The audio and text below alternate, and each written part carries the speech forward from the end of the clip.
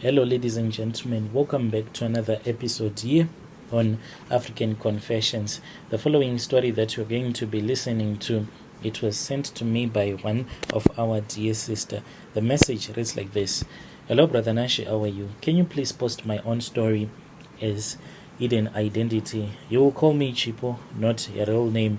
I really do not know what is going on with me. Some think that maybe these are the early stages of leprosy. I have since been told to go to this other hospital, which is there in Mutoko, but I'm still holding on. I really want to find a solution. Like my father has been telling me that this can only be solved using African means, African traditional means, because I do have these very big pimples that just pop out of everywhere, all over my body. But these big pimples, they come out one by one. My father is the one who has been trying to assist me. So the dreams that I have usually is of a woman. This woman, she killed herself when she was still in South Africa. She committed suicide, and then her body was returned back to our country.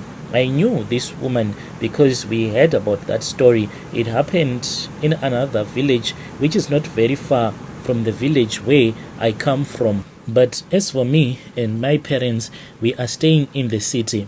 The reason as to why we are staying in the city, it was because I had made a very big breakthrough here in Harare. I bought 2 houses, and then I took my parents from the village and I said, Mom and Dad, come and stay with me here in Harare.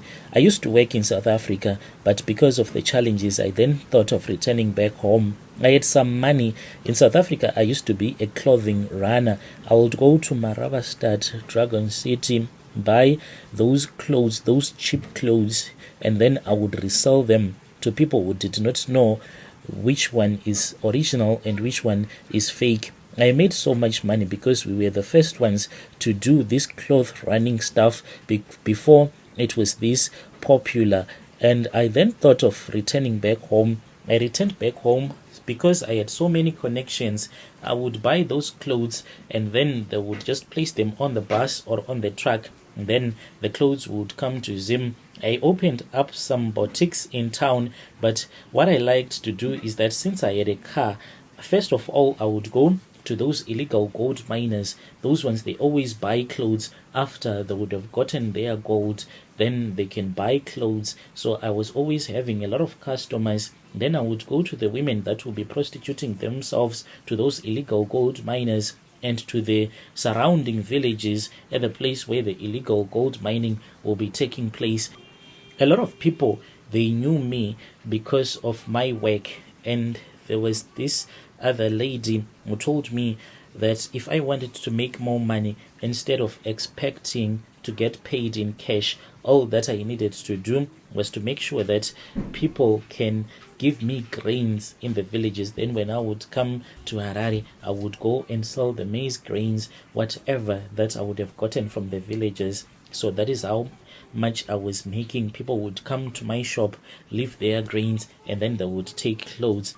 Through this plan, I made so much money, and I bought a small truck. I started to use that truck to go to Zambia to buy clothes there in Zambia, the old clothes, and I would resell them in Harare. But then my truck got impounded, including the stock. All of my money was in the truck and in the stock, so I did not have anything anymore. I said, what else can I do? Already I had been in communication with other guys, so these guys, I knew what they were doing. They would go around the neighborhoods in Mbare, Mount Pleasant, Waterfalls, and in the ghettos surrounding Harare, and then they would be stealing clothes. It did not matter. These clothes, even if you would have done your laundry, the moment that you leave your laundry outside, those boys, they would come and they would collect the clothes. It did not matter if the clothes were dry or wet. We were making a lot of money through that. They would bring the clothes to my house.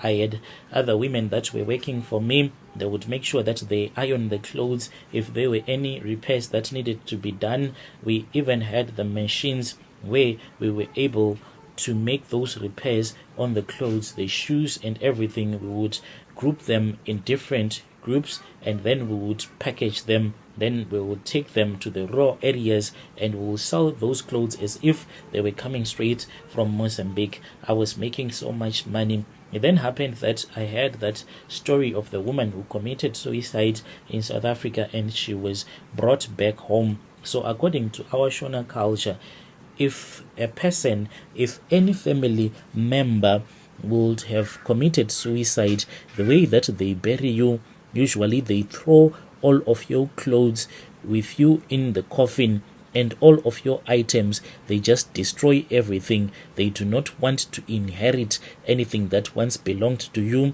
if you have committed suicide. It then happened that this woman, she had a lot of clothes that were still remaining in South Africa. The man that she was staying with then managed to send her properties and her clothes. Like, it was a lot of clothes that they sent from South Africa. When I heard this, I then planned with my boys. I was the one who drove them back to the villages.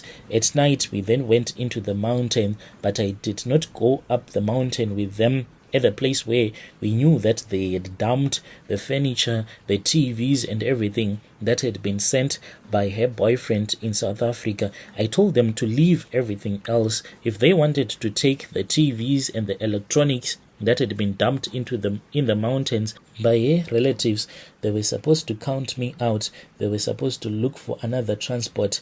I did not want to burden myself upon my return to Harare. So they packaged all of those clothes.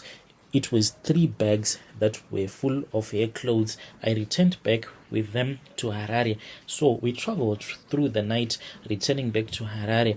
I then felt as if in the car, even though I had another guy who was working for me as my driver, but at that moment I was the one who was driving, I felt like there was a third person that was with us in the car. The same time that I felt it, that was the same time that my driver felt that there was someone who had moved and coughed at the back of the car. We looked and we did not see anything. We stopped the car and we checked, but we did not see anything. We then returned to Harare. We did whatever that we used to do. My father warned me because my father is a white garment prophet. The moment that I returned back home, he called me. I still remember that it was almost 1 a.m. when he said, my daughter, what have you done?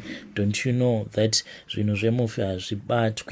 what have you done? Why have you touched those items that belonged to a woman who committed suicide? My daughter, this is the avenging spirit that you have invited into the family. He told me that he was coming to my place, and I said, no, you can come back tomorrow. My father told me that the spirit will come, and don't you ever think that you can escape it. But I thought that since I had money and I knew some traditional healers in Mbare and Chitungwiza, they were going to assist me. Before my dad had arrived, I woke up early in the morning, drove to Chitungwiza. I knew these are the men who assisted me, and then he gave me some charms to use. When I arrived back home, I found out that my dad was already waiting for me. He said, my daughter, let us pray. We prayed, casting out that avenging spirit that he said was now following me, and nothing happened after. Months after selling the clothes, then I started to experience strange things. I would wake up in the middle of the night scratching and scratching as if there would be a caterpillar, that one that can make you to be so itchy if it crawls on your skin. I started to experience that type of pain. Each and every time that I would scratch, a pimple would come out, and these pimples, when they come out, the more that you scratch, the bigger that it grows, and I cannot stop scratching. I have tried to put ice blocks, ice packs, whatever, but it keeps on getting itchy, and these big pimples, they come out one at a time, as if they want to give me pain. My father has been trying to pray for me, but things are not even changing at all. Right now, I am asking for help. my father has been offering me spiritual help, but he has since told me to go to the relatives of the deceased so that I can inform them that this is what I did. But I am scared because one of the relative is a policeman. I'm scared of what he might do to me if I go there. Money means nothing when your life is cursed. I never thought that this was going to happen to me in this lifetime. I used to be someone who used to enjoy money, but take a look at me now. Dear listeners, right there was a message that was sent to me by one of our sister, and that was the translation. Strange things indeed they do happen in this world.